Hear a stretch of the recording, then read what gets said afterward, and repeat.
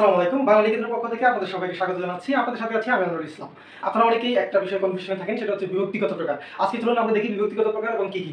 দেখুন, পরীক্ষার প্রশ্ন আসে যে বিভক্তিগত প্রকার। বিভক্তি হচ্ছে কি, কোনো একটা বাক্যের মধ্যে অন্তর্গত শব্দগুলোর একটার সাথে আরেকটা সম্পর্ক স্থাপনের জন্য কোনো শব্দের শেষে অর্থহীন যে অংশটি যুক্ত হয় সেটি হচ্ছে কি বিভক্তি। তো এই বিভক্তিটা কিন্তু আমরা দেখি দুই প্রকার, কিন্তু অনেকে উত্তর করতে পারি কি 7 প্রকার, কিন্তু না, 7 প্রকার হচ্ছে কি নাম বিভক্তি। তাহলে ক্রিয়াটা বিভক্তিটা হচ্ছে দুই প্রকার, এক হচ্ছে নাম বিভক্তি আর এক হচ্ছে ক্রিয়া বিভক্তি। এটা হচ্ছে দুই প্রকার। এই নাম বিভক্তি হচ্ছে কয় প্রকার? 7 প্রকার, যেটা আমরা সবসময় পড়ে আসি এবং উত্তর করতে চাই যে বিভক্তি 7 প্রকার। তাহলে প্রথম বিভক্তি হচ্ছে কি শূন্য অথবা সরেয়, আর দ্বিতীয় বিভক্তি হচ্ছে কে রে, তৃতীয় বিভক্তি হচ্ছে ধারা দিয়ে কর্তৃক, চতুর্থী হচ্ছে কে রে জন্ম নিমিত্তে, এবং পঞ্চমী হচ্ছে হতে থেকে ছে, এবং ষষ্ঠী হচ্ছে র এর, সপ্তমী এ অন্তস্থ তে।